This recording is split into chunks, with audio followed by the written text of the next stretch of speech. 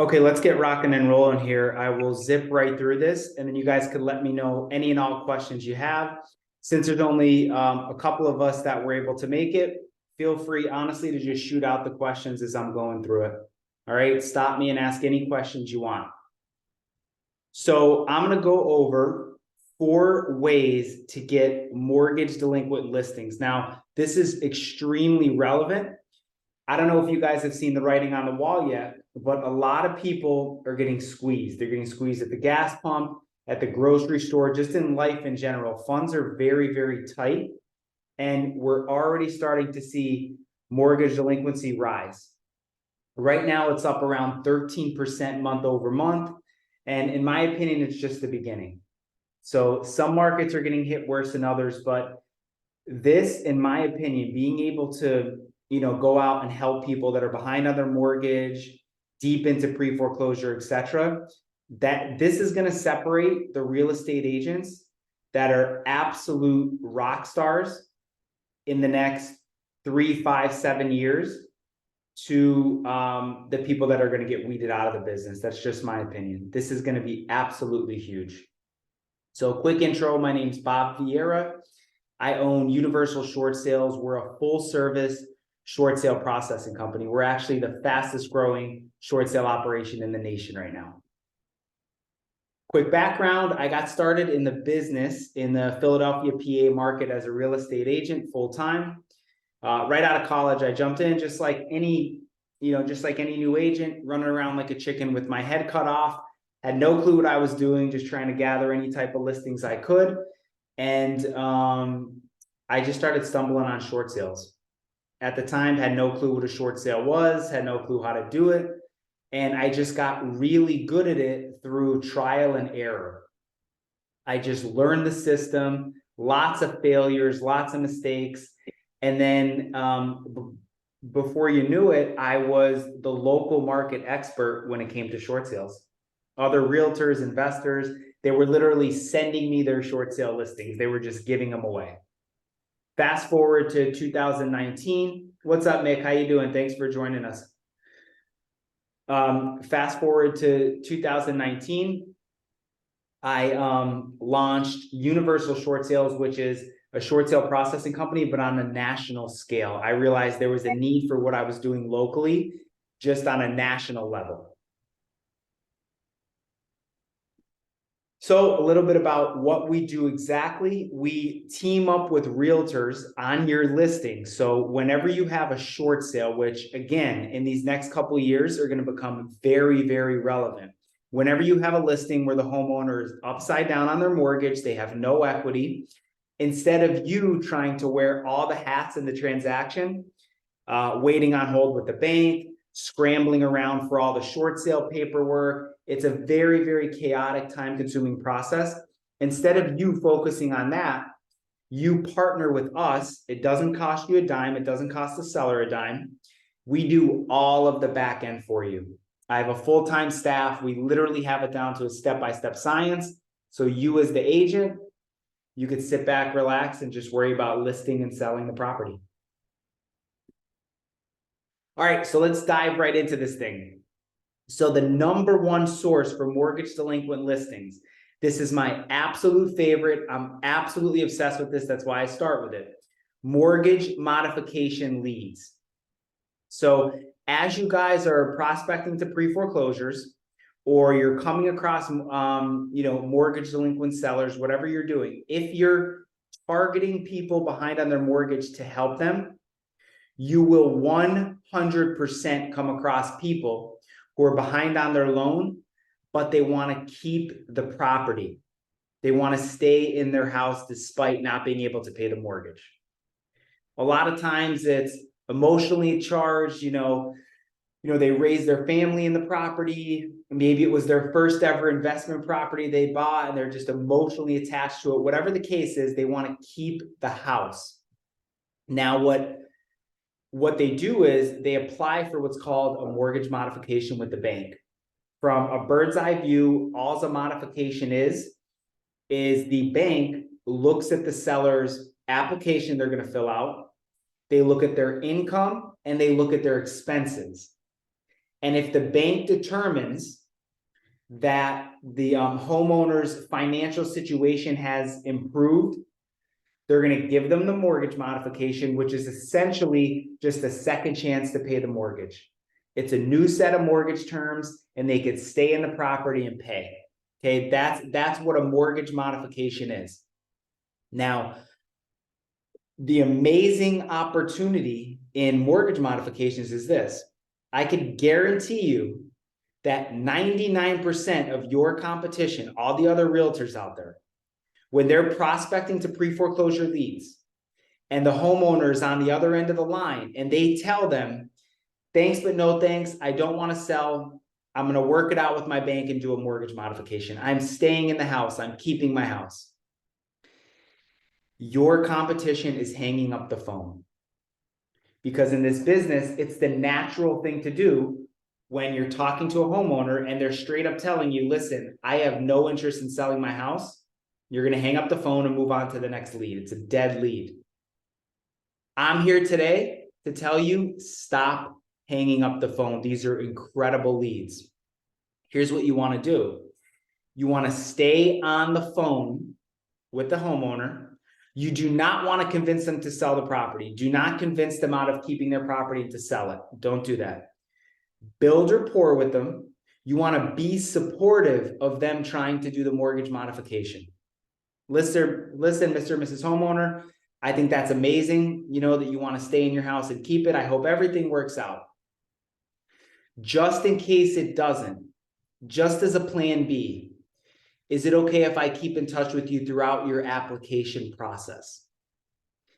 And guys, I'll tell you this, the mortgage modification takes forever. It literally takes months and months and months to complete this.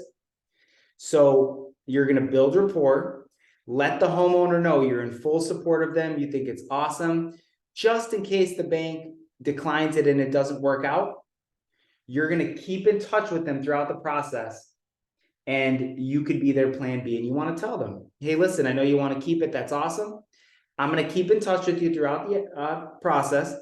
Just in case it doesn't work out, I would love to be your plan B and help you get this property sold if you have to sell it. 100%, almost 100% of the time, they're going to be okay with that because you're not being pushy.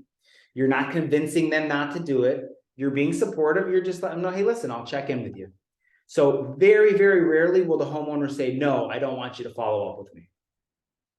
After you get that permission to follow up with them and keep in touch during the mortgage mod process, this is where you systemize it. This is key.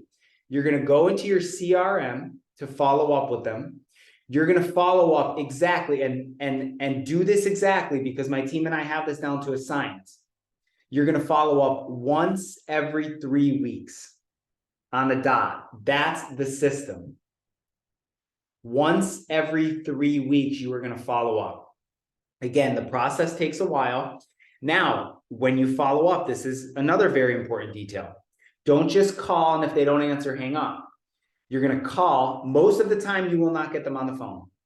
You're going to leave a voicemail stating your first and last name. Very important. You're going to leave a voicemail and send them a text message. The text message needs to include your first and last name. The reason for this is at the end of the day, you as a real estate agent, you're a brand. Your first and last name is a brand. Our whole objective in following up with these leads is to keep your name, AKA your brand, first and foremost in their mind. So you're going to leave a voicemail. Hey, this is Bob Vieira. Touching base with you. Just want to see how the mod process is coming along. See if you need anything on my end. You want to be very chill, very casual. Remember, you're just checking in.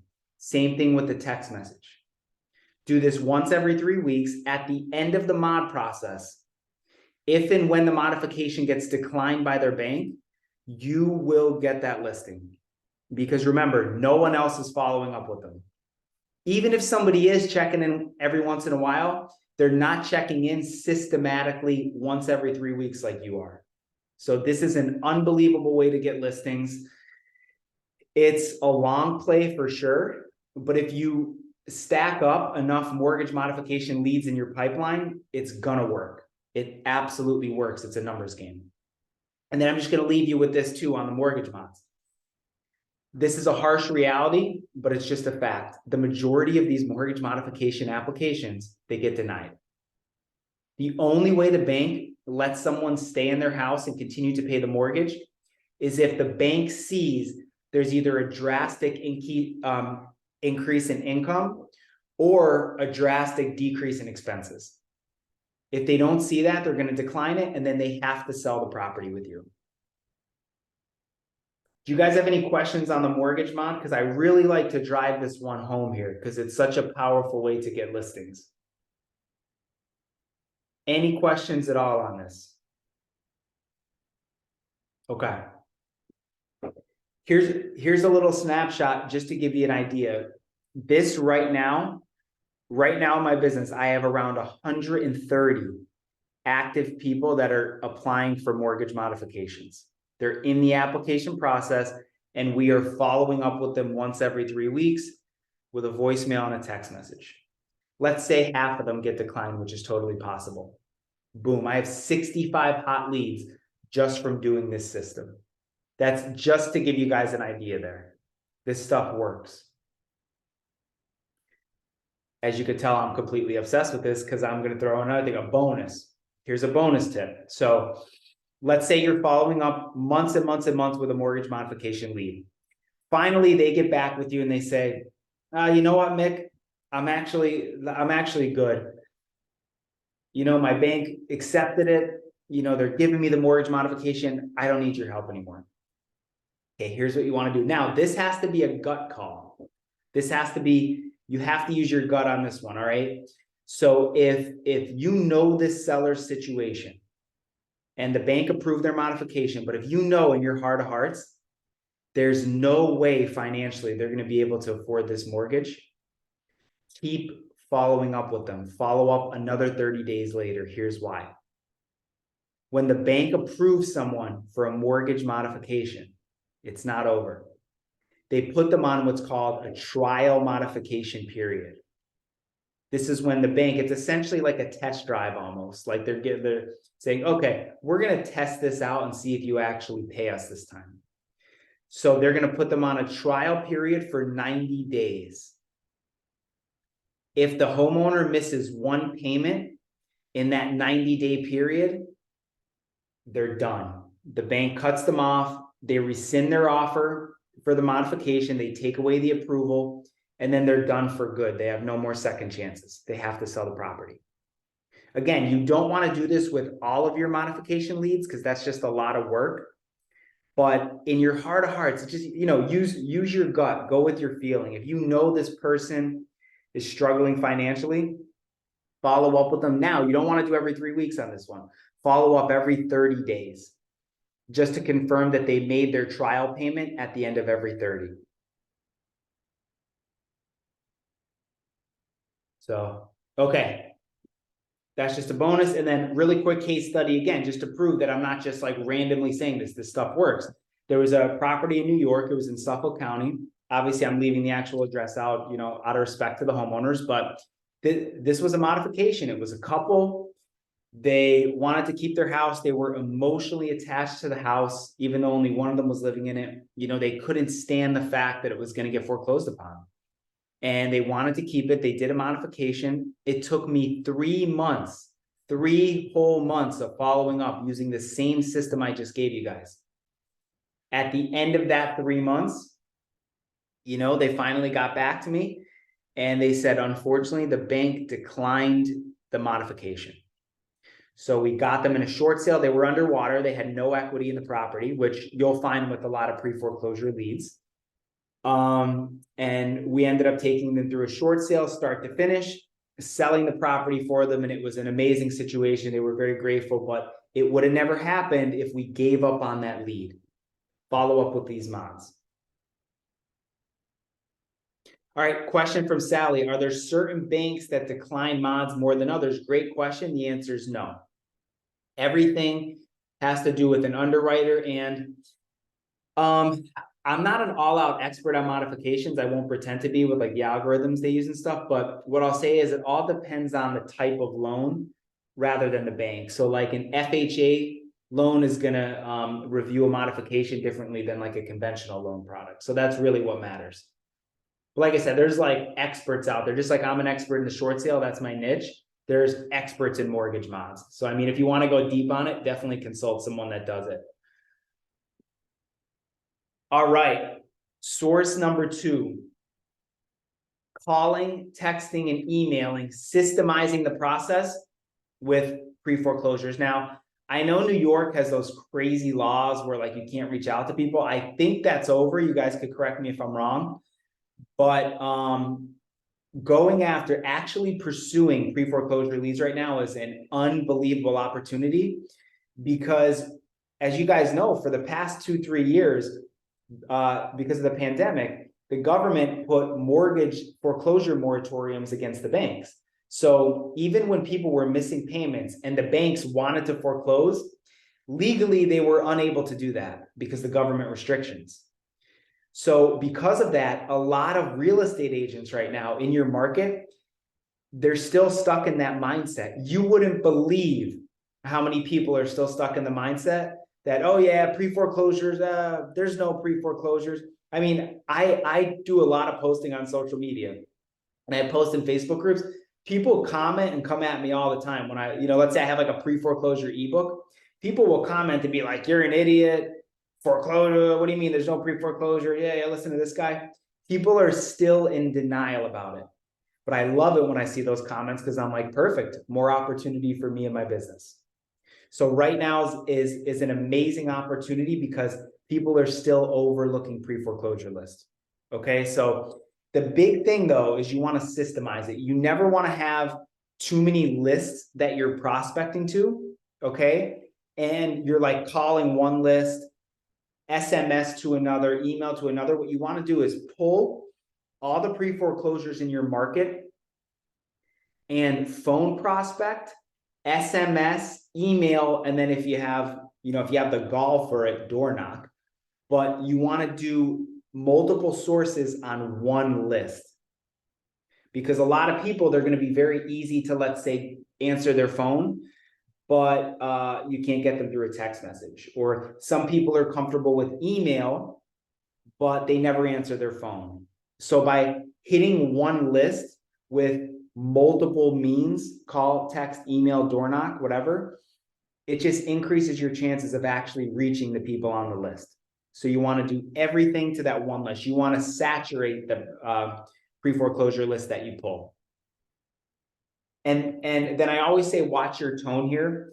Now, this is a whole nother presentation, a whole nother webinar, but I'll just leave you with this. When you're talking to pre-foreclosure leads, when you actually get them on the phone, especially if it's a cold lead, throw your sales scripts, those hardline sales scripts, if you use them, throw them away when you're talking to pre-foreclosure leads.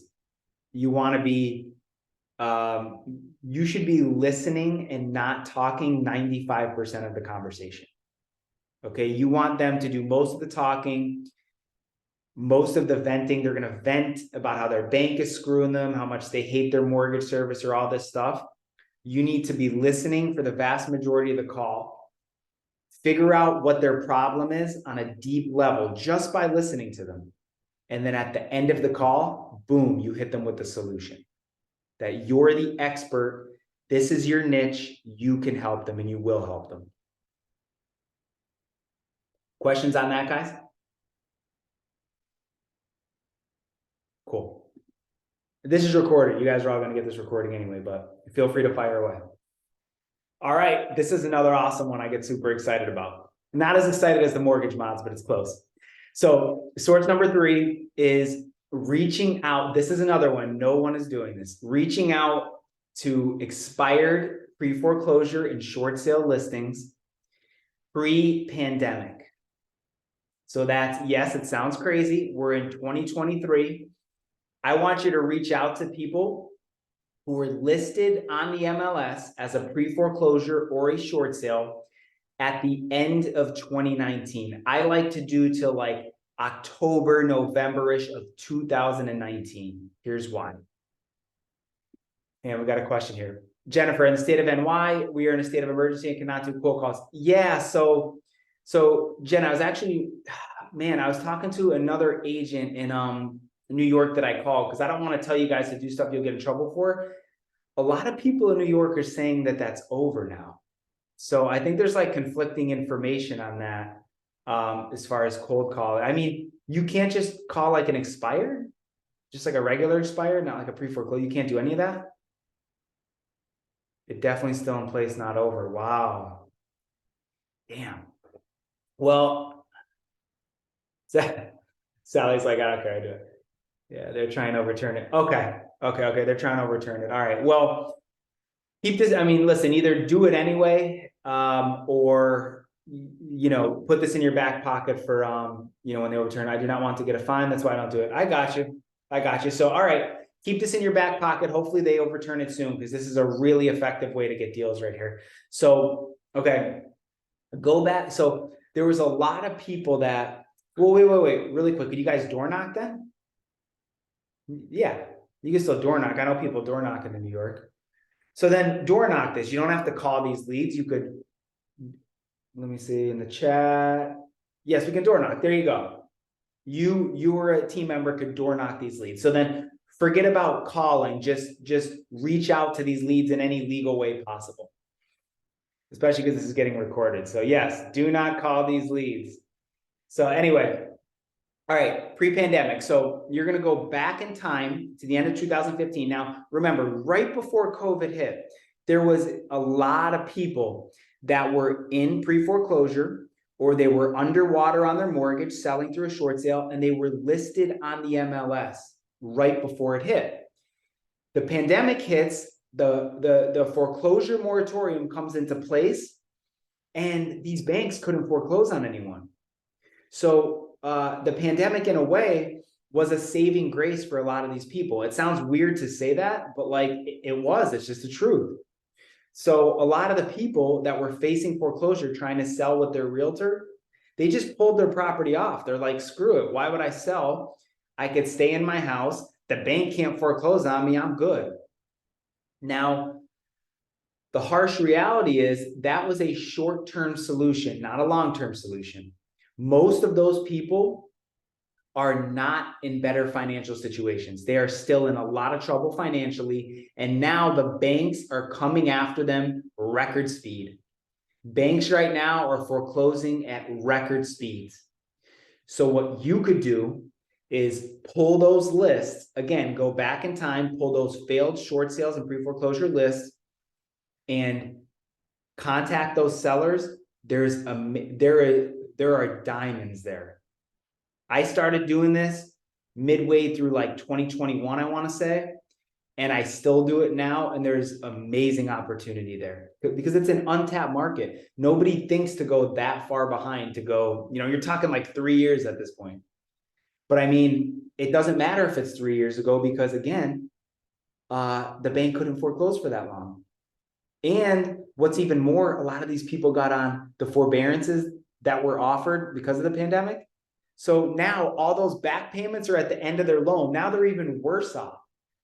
Most of these people had a little equity. Now they're underwater. So there's definitely hidden gems. Now the lists you pull are going to be small lists. You're not going to pull gigantic lists, but they're really, really good lists. You will have a high conversion rate on these lists. Questions on these?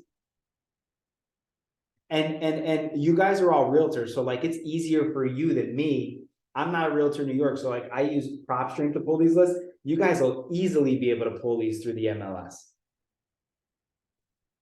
I'm gonna look in the chat. Got it. Sally said it's really not a cold call if you notice listening to expired or withdrawn. So yeah. I mean, I'd be trying to find ways. I mean, it is what it is. But do you guys have any questions on going after these pre-pandemic failed short sale listings? Okay, cool. And then the source number 4, I'm not going to spend a ton of time on because it's pretty much the same thing, but I had to add this one in because again, like I told you guys before, a lot of people are just overlooking pre-foreclosures right now. They're acting like they don't exist, even though they're skyrocketing. Same thing with short sales. People are acting like short sales don't exist right now. Let me tell you something. Last month alone, 3 of our brand new contracts we got were from people who just bought their house. People are overpaying for properties these last 3 years at such an alarming amount that if they lose their job or whatever, like their income decreases and they have to sell now, they have no equity. There's a lot of people that are grossly underwater right now. So you're going to start to see recently denied short sales. What you need to do is go after them immediately. Speed is the key. Just set an automated reminder for yourself on the MLS. And a big part of it, the pitch you could give the seller is, okay, because they're going to be very, very defeated. Once a short sale gets declined, that's months and months of work. And then the seller's very defeated after. They feel like they have no options. But the powerful thing you could do, explain to them when you call them or you're sitting in their living room that, hey, listen, don't get discouraged that the short sale got declined because I know why it got declined. One of the major reasons short sales get declined is because of the appraisal value. Homeowners don't realize that though. In their head, they're just thinking, oh, the bank declined my short sale. They just don't want me to do it. But that's not true. A lot of times the bank is very motivated. They want to do a short sale. But if the appraisal, the third party appraisal comes back super high, the bank will decline it. They'll decline the offer because the appraisal came back too high. So there's tons of strategies that we do in my business to combat this, but all you need to know to get that listing is how to educate the seller and explain to them, hey, look, the only reason it got declined is most likely because the valuation part was not handled correctly. Well, that valuation doesn't last forever. It expires eventually. We could open up the short sale for you, let it expire, and then get the short sale done. Just by being able to educate the seller, they'll be happy to sign a contract with you and get that property sold. Questions on that one? Okay, cool. Here's a bonus one I wanted to throw in for you guys too. You have permission for attending this webinar to leverage my brand. Okay, my company, Universal Short Sales. What a lot of the people who you run across that are in, especially deep in pre-foreclosure in states like New York, where it takes forever, you're going to be able to, the fact that you could say, hey, we partner up with experts. We literally partner with a company who that's all they do is process short sales start to finish. The seller is going to be extremely comfortable. You're going to build rapport. And the chances are you're going to be able to secure that listing. So you have my permission to leverage my brand to secure the listing. Okay, and then here's just a snapshot. It's important to start to follow the market now. Where are the conditions at? Foreclosures right now, foreclosure starts. Again, banks are out of the gate 22% year over year, and that's going to go way up. That's going to go way up. Mortgage delinquencies, which is my favorite thing to track, 13% month over month. So, you know, people who say, oh, you know, there's no problems, nothing's going on. I mean, the writing's on the wall. People are going to, you know, as the economy goes deeper into this recession, you know, it's going to be tougher and tougher for people to pay their mortgage. They're just getting squeezed. They have less disposable. And then active pre-foreclosures in every single state are up, and then they're almost up in every local market. So that's a snapshot of what's happening. It's important to understand all that. Keep in touch with me. Here's my direct cell phone. You ever need anything, you could find me on Facebook, find my personal Facebook page, company website. And then if you guys aren't in my short sale group, you have to get in that group. It's awesome. The link is in the chat. I have, you know, last week I had a guy on talking about REOs, how to buy and wholesale REO properties. You know, I have all types of guests come on and give webinars. And then I'm actually giving, I think 2 weeks from now, you could sign up through the group. I'm giving a whole master class on getting pre-foreclosures. Where like, this is kind of just like, you know, like a bird's eye view. I'm going deep into how to get them, how to talk to them, etc. So you definitely want to get into that Facebook group. Thank you, Sally. I appreciate that. I'm glad I could help you guys. So, yep. And then don't ever feel like you have to have, a short sale lead ready. If you guys ever just want to, bounce some ideas off me, maybe you have a listing coming up that's a pre-foreclosure and it's not a short sale, I'm more than happy to help you guys and answer your questions. Don't ever feel like you have to have a lead in hand. So, all right, guys, what questions do you have for me? Put them in the chat, shout them out at me. You're welcome, Nick. Thank you for coming. Thank you, Jen. Thanks for coming. You guys have any questions for me at all on anything?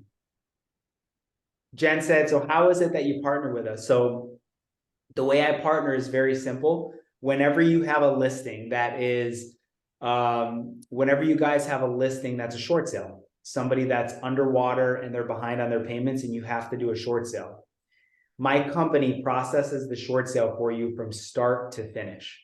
So you list the property, we don't touch your commission.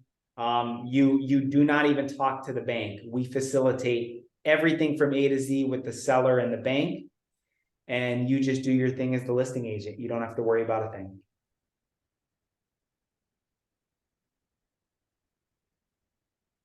Who pays your salary? We get paid by the buyer. We get paid by the buyer on the HUD when the deal closes, and that's disclosed and that's contractual. Charlie, great question. Charlie, I saw you jumped on late, by the way. This is all recorded, so you'll get it. No worries, man. Okay, good. Thank you. You're welcome. Jen, would you be the new owner of the property? Great question. So my company is a hybrid company. So we have a third party, we have a fee-based company where we'll process it for the other buyer and pay us a fee. And then, yeah, we absolutely purchase properties too. The properties I love to try to purchase at a discount are obviously the ones that are physically distressed that need a lot of work, because typically we could get a discount on those. So, usually if it's like a nice retail property, we'll just, we'll take a third party position and just get a fee. Anybody else? Anybody else? Awesome. Well, guys, thank you so much for coming. You're all going to get the recording after this. Like I said, get in that group. And oh, Charlie just had a question. Do you wholesale those? Yes and no, Charlie. So you can't assign them. A short sale is not assignable, but a strategy I do use a lot of the times, if we could get it at a steep enough discount, and there's another investor in the market that would want to buy it, we'll absolutely sell it to them. It's a little bit more nuanced though, because there's a deed restriction a lot of times.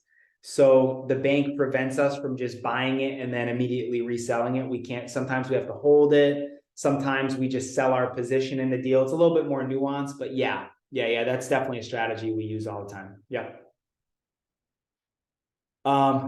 Yeah, guys, reach out to me anytime. Definitely get in that Facebook group. It's an awesome group. It's growing. There's like it's a small group. There's like a little over 1,000 people in it, and it's growing, but it's every single person is active. It's not just random people. We're very particular about who we let in the group. So it's active investors, active realtors. So it's awesome. All right, guys, thank you again. And yeah, reach out to me anytime. We'll talk to you soon. Take care, everybody. Have a great day. Thank you.